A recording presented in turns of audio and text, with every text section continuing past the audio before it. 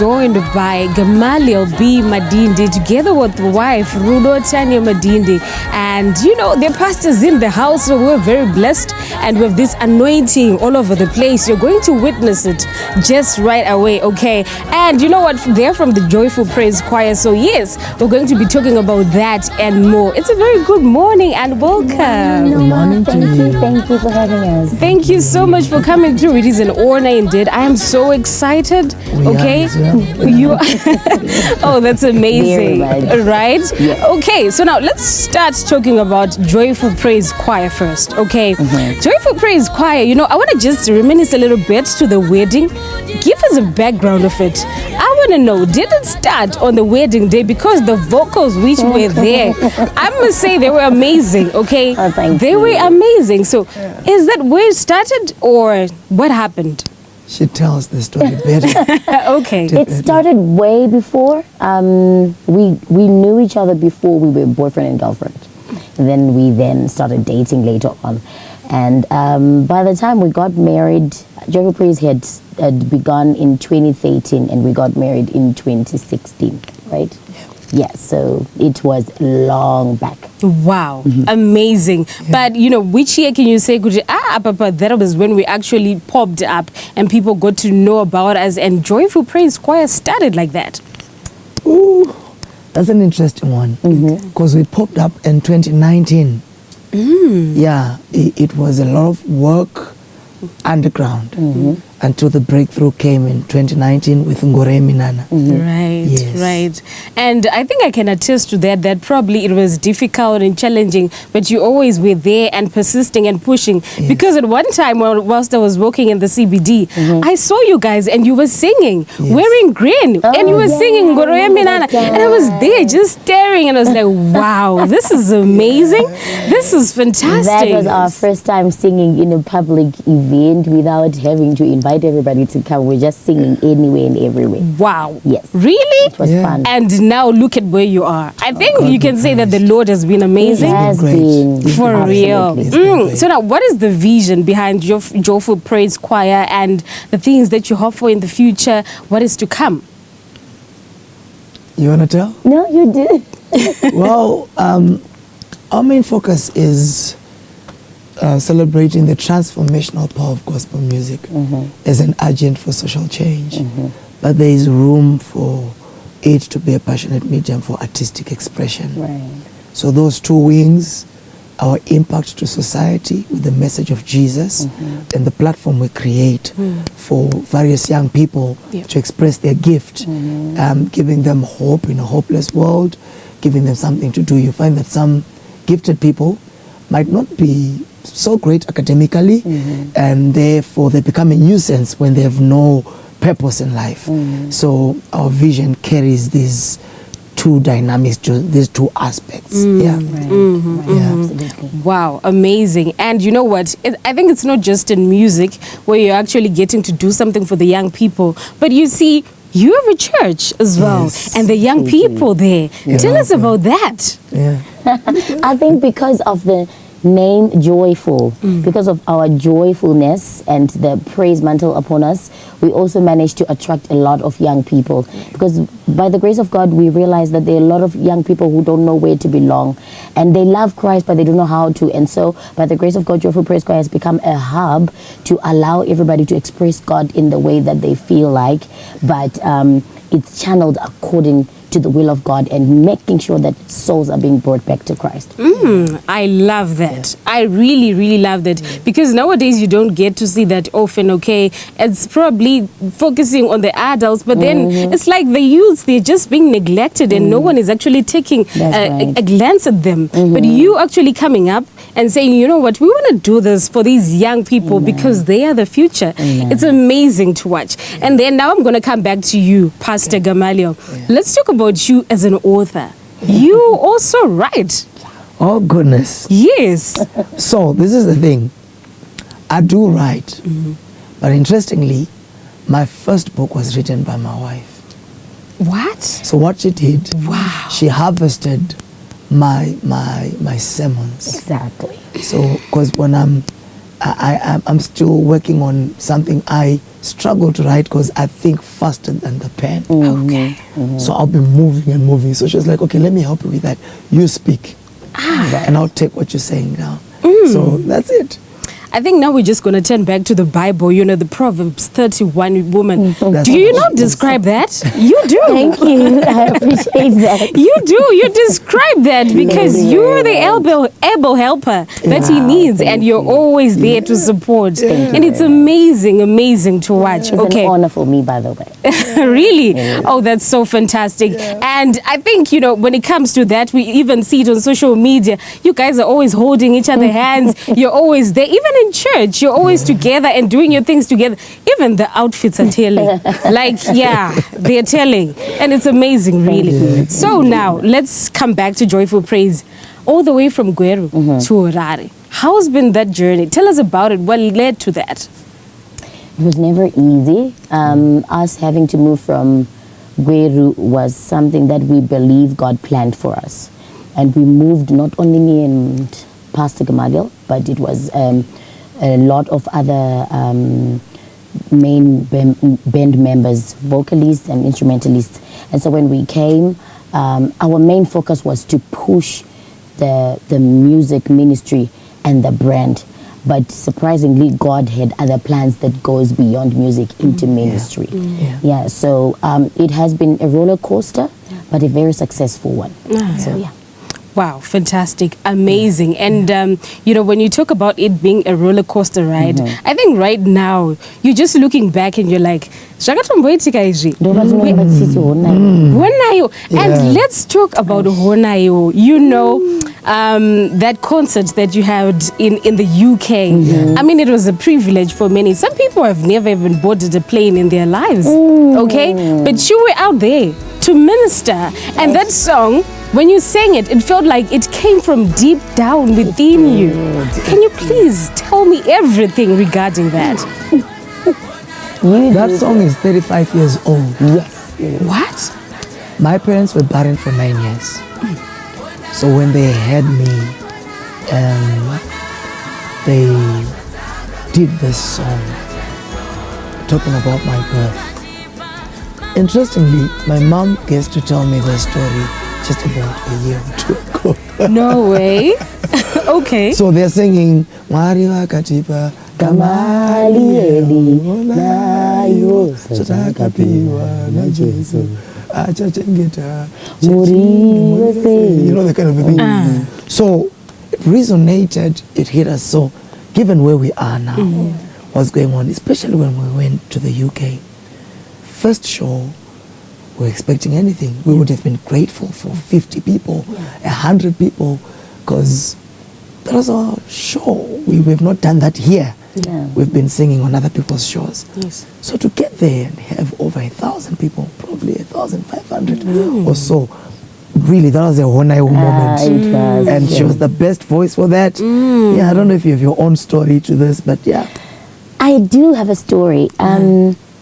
From when he also told me about how Bana Mama Wakanyora the song and stuff, I always felt like it's a song with a meaning. It has a story in it.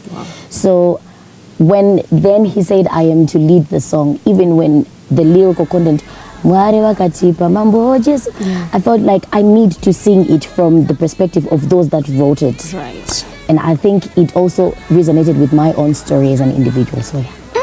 It's amazing. That's so powerful. It's amazing. Really powerful. So I want to know now, what drove some of the inspiration for some of the songs that you sing? Because this one is a very unique one that we've just spoken about. So now let's talk about the other ones. Mgoro Yamina. We have a lot to actually list. Yeah.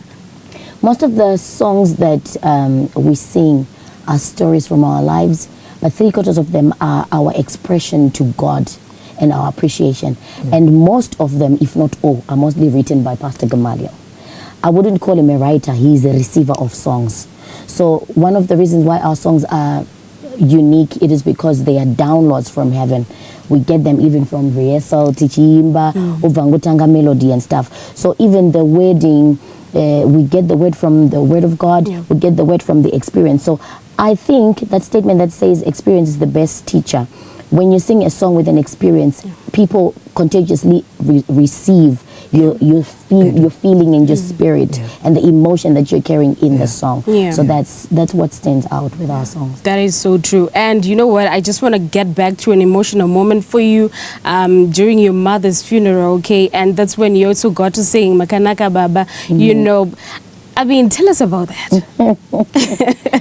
Well, that song is a song that I and my mom used to sing at my maiden church.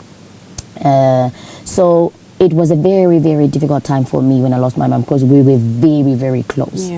So I had been crying the whole time. And then on the day when we were burying her, I just felt praise in me because I was thinking, she's my mom, but she's God's daughter. So him taking her away from me, I mean, he did a great job. He preached to me. I will not lie. If he wasn't there, I would have died together with my mother. Because he asked me a question. If she's to leave now, what else is she to do? She showed you Christ. You wedded. She saw your wedding. She saw your children. She saw your house. What else do you think she was going to do? And I thought, what else besides her sinning again against God was she going to do? So I just erupted with praise from my heart. And I was like, Jehovah, we makanaka, because in good and in bad times, God is good. Wow. I honestly do not know what to say right now. I'm starting to be emotional as well, but you know what? This is a wonderful and powerful story altogether. Okay, now let's talk about these outfits, okay? And not just these, but yeah, the ones that we see on stage as well. The inspiration behind that. Tell us about it. Well, the concept is her mind. I got to a point where I thought she should be the one to dress us. Okay. So I don't worry about that. She would just figure out what we're wearing. So she loves matching the colors. And I'm cool with that. And so, but then the other part of it is a great designer. His name is Edwin Campbell. He's amazing. He does our outfits. He's creative. He's out of the box. He's a go-to guy. So yeah, those are the two components of our outfits. Wow, nice. I mean, honestly, every time you look amazing. Thank you. Every time I'm on social media and I see your pictures, and I'm like, wow, okay, these are goals. Okay, these are goals. Thank you very much. Indeed. But you know what? I'm pretty sure it's not very easy in the music industry in Zimbabwe. It definitely comes with a lot of challenges, hiccups and bumps. Can you tell us about that? What are some of the challenges that you have faced and how have you been able to encounter them? You know, there are a lot. A few of them, you'll find that the gospel music industry is not as funded as we call it world music, but it's probably the social music for some reason. So we have to work a bit harder. We have to count on God a bit more, but you would feel that if more funded, you'd do way more than you're doing. You would have a bigger impact than some of the I'm trying to find a better way to term them because I respect them so much. I don't want to call them world artists, but maybe secular artists.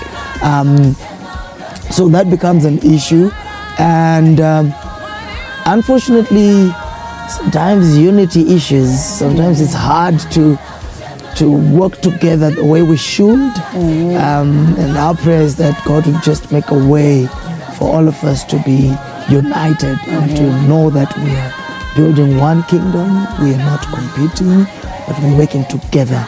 I think those are some of the things I could point out.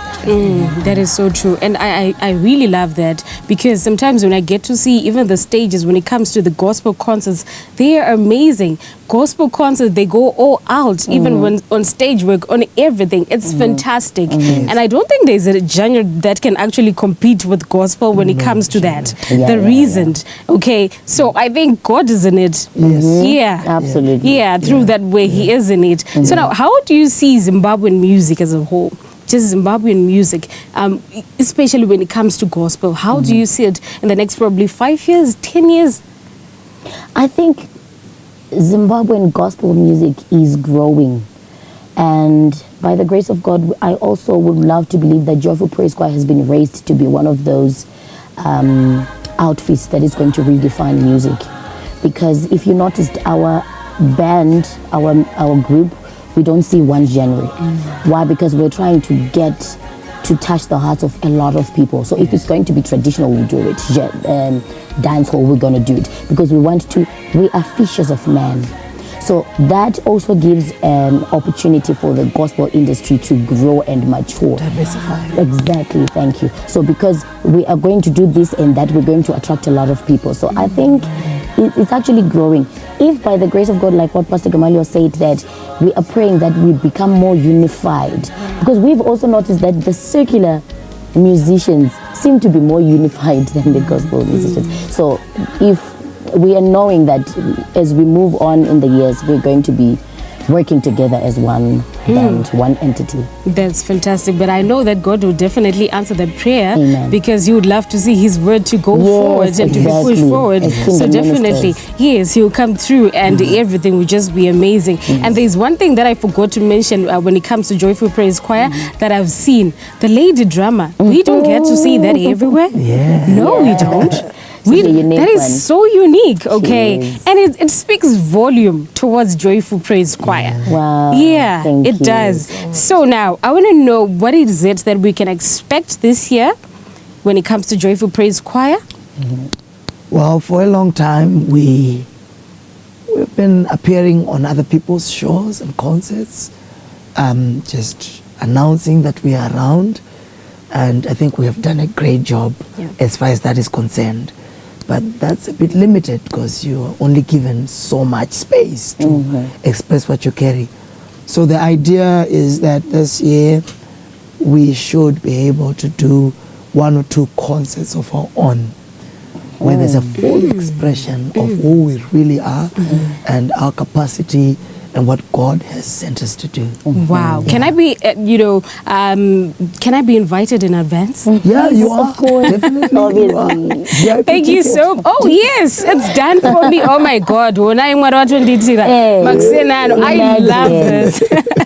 You know what? It has been amazing. It has been amazing talking to you this morning. And we hope to see you again soon, talking about, everything else that is to come in this year. We're going to be there. Yeah. Thank you so much, Pastor Gamaliel. Thank you so much, Mama. You're welcome. Thank you so much for coming through.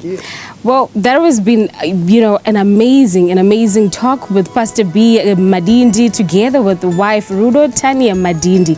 It has been amazing, and I'm sure you've heard everything that is to do with the journey of Joyful Praise Choir. And wow, oh my, what an inspiring story. For now, please do stay tuned. You're still watching Gamaliel.